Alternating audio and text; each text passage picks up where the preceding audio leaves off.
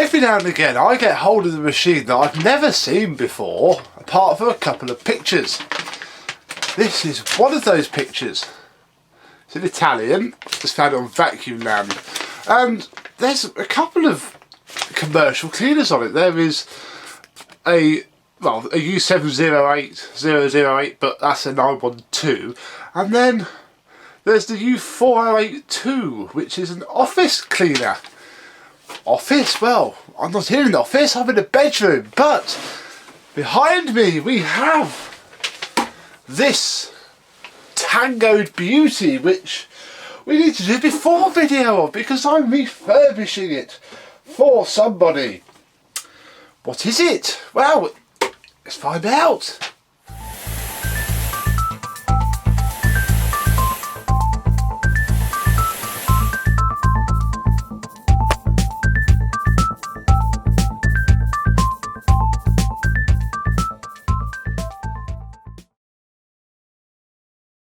Yes, hello my vacuum cleaner chums, how are you today? We find ourselves in the presence of a tarted up Hoover U4082A, cunningly disguised as a commercial vacuum cleaner. Although looking at this printout here, a light duty commercial vacuum cleaner for offices.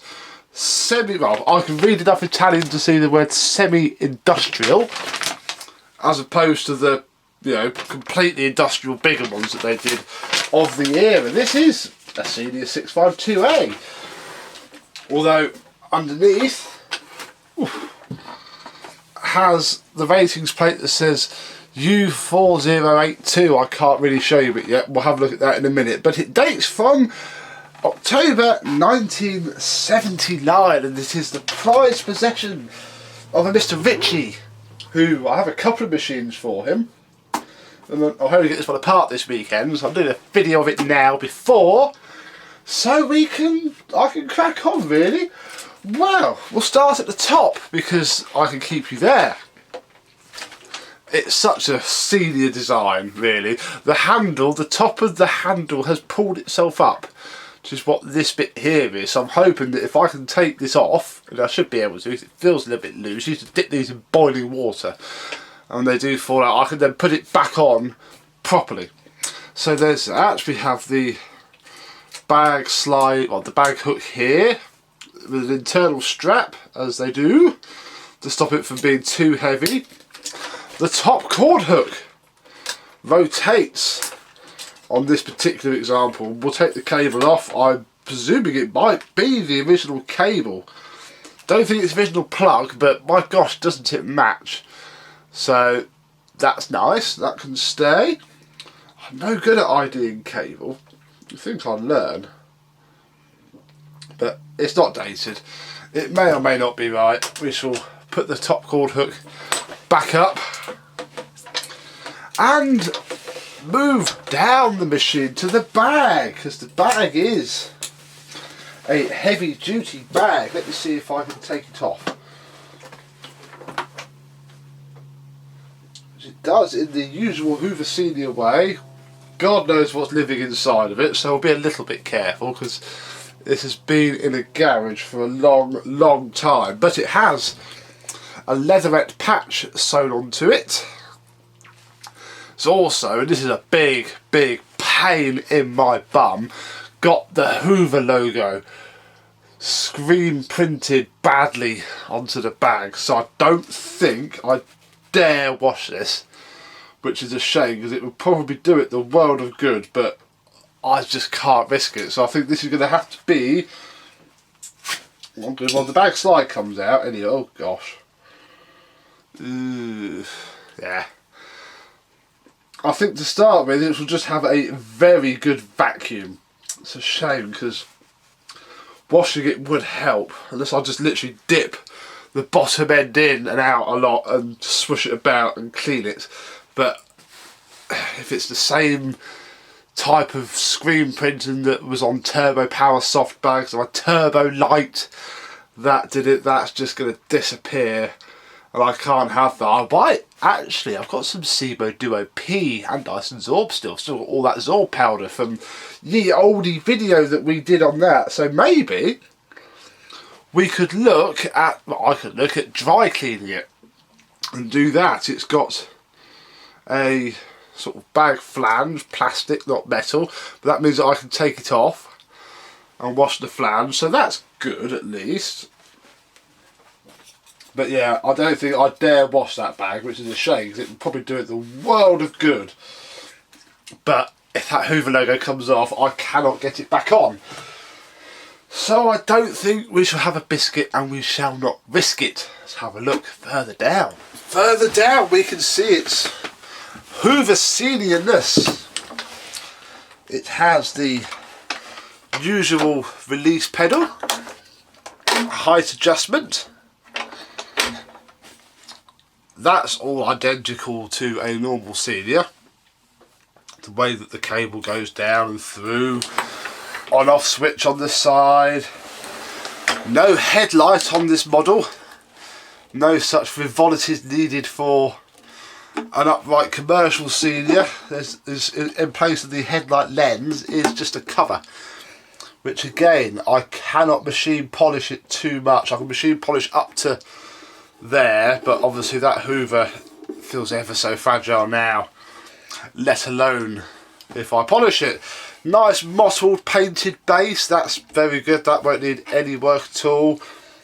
Nice roundel, which I can't machine polish the base, which is actually quite nice because it saves me having to try it. If we look underneath, what's underneath? Well, it is the same chassis almost as a Hoover Senior. It's even got the tool plate at the back, although there is no 2-speed switch. This is a 420 watt machine, but let me show you the ratings plate quickly. Here we go. So it's a 420 watt machine, U4082 from 19, in fact it's number 61, look. The 61st machine from 1979. It won't be from 1989 because they were full plastic by then. Only the 912 was just about clinging on to its existence back then. May as well show you down here. It's in very good condition. It's very dusty, very dirty, but hasn't seen much use. I mean, the wheels have wear, but knowing that this would have been stored in a garage for a long time, and the owner's got a bit annoyed with it being stored in a garage for a long time, hence why he wants me to refurbish it so we can use it and love it. It's very similar to the orange plastic senior that I did for Stuart at Manchester Vax in its construction. Very similar indeed. Right, I think we should pop the base plate off and have a look underneath. Unlike its domestic cooling, there's no latches to remove the base plate. Just 2 screws, because I presume you would have sent this to the maintenance department. Oh gosh. To be fettled with. What have we got? Well, the motor spins.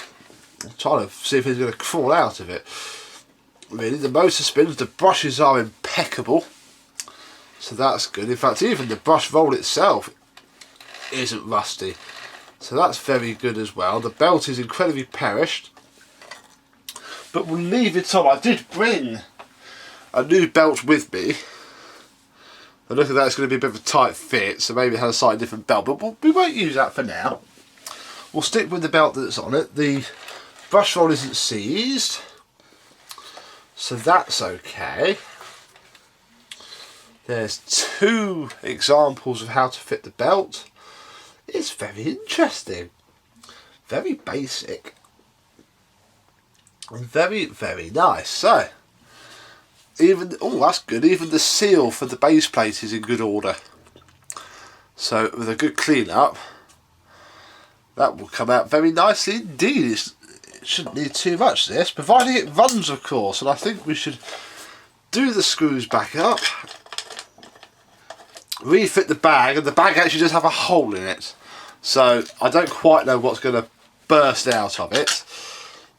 I will be HEPA flowing it when it's all refurbished and try and show you how to HEPA flow one of these that doesn't have a bag fill tube. It's doable. It's not very, it's a bit messy when you look at it, but it's just doable.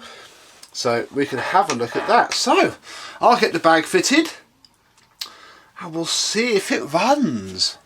Right, I plugged it in, it hasn't exploded, also didn't turn on, so I have not tried this, do not know what is about to happen, so apparently it works apparently, so... Wow!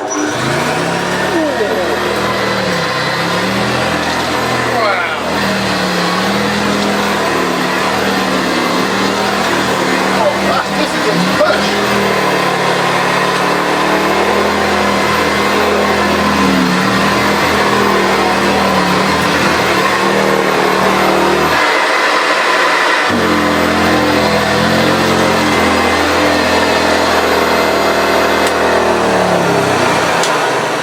That is astounding. That really does pull itself into the carpet. That sounds beautiful as well. Either it's had work already.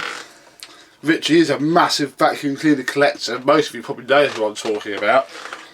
When I say Richie, his garage is full of vacuums, so it wouldn't surprise me if it has been done and all I have to do to it is basically wash it and polish it and put it back together.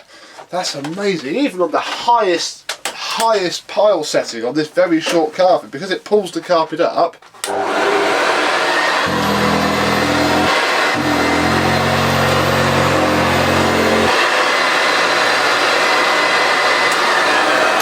Just about, if I do it right, pulls the carpet up. Let me see if I can show you. So you're down on the floor, and if I just recline it, you'll see how much that sits up off the carpet. And if I turn it on,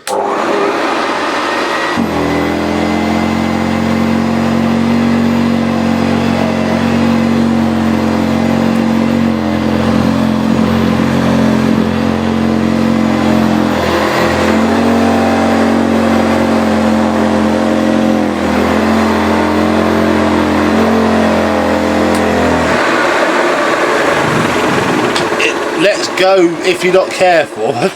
that pulled that right up on the setting below that. So the 3 lines, it just grabs the carpet straight out. So I think, and I'm going to regret this when I try and vacuum out the bag, we shall get some sand.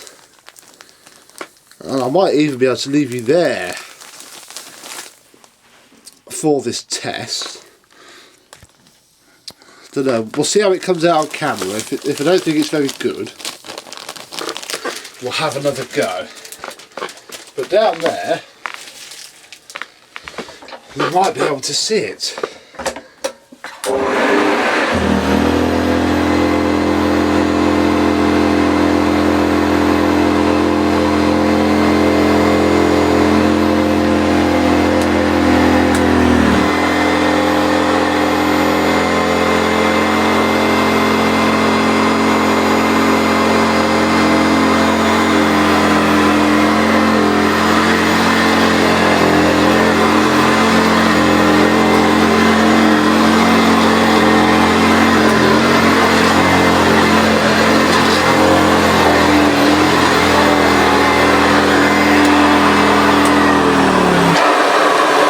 Listen to how slow the wind down goes. In fact, if I take it off the carpet,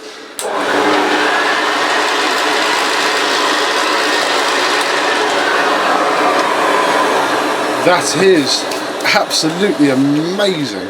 So mechanically, it's perfect. It's not going to need much at all apart from just clean, maybe some fresh grease and not a lot else. Cosmetically, it's beautiful. And I'm really looking forward to machining up this hood. So I'll keep this in shot so we can do a bit of a comparison maybe when it's all done. But this isn't going to be too difficult at all. The motor will come apart a treat. I shall desuppressor it. I presume it's got one. The bag, well, I'm going to have to just vacuum this off and dry clean it because I daredn't ruin and lose the Hoover logo that is on said bag, but this is what a senior should be. That's why I need to get my 652A and my 652C, which I've still got in bits after having done nothing with it before. Now, as it goes, so there we are, really, the before video of this Hoover Office U4082 vacuum cleaner. Thank you very much indeed for watching, and I shall see you soon. Bye bye. This is 7 hours later and an unplanned addition to the before video. As you can see, it is in the stages of coming apart. What you didn't see in the video, which is a big shame actually, because it would have been excellent to show. Afterwards, packing up, took it downstairs to put it back in the car. Mum said, "Oh, that's interesting." I said, "Right, let's push it round." It works really well. As you saw, 5 minutes in, the suppressor went. It did that to the back of the hood, which should wash off and polish out. You can't see it from the outside. And this is what happened to the suppressor. It literally exploded and pushed all of its paper filings out. Look, it's blown the metal case clean apart. It went bang, sparks flew out. Obviously you can see where all the sparks went here. Just kept going pop bang, pop bang, pop bang until I turned it off really, and then Mum made me check all the electrics, even though I knew exactly what it was. Still smells quite bad now. So yes, suppressors, children. In my Electrolux 500 video, try and do this one-handed, I mentioned how you should always desuppressor a vacuum cleaner, especially one like this. Later Hoovers aren't too bad, turbo powers, they have a different sort of suppressor. They're okay. I've never known one go, but these ones and Electrolux ones are absolutely terrible. Just out of the way. There we go, look. That has peeled itself apart. Quite literally. I don't know how much we can see inside. I don't want to poke around too much in case there's glass fibre in there. But there we go. That is what an exploded suppressor looks like, and why you should always remove one if you are unsure of the history of a vacuum cleaner, which is what this one will have. So this really is it. I'm going to carry on now, taking it apart, get it washed in the airing cupboard for tonight, and it can go back together, and you will see it when it is all shiny. So now it really is. Thank you very much for watching. Stay safe, children. Remove your suppressors. Bye bye.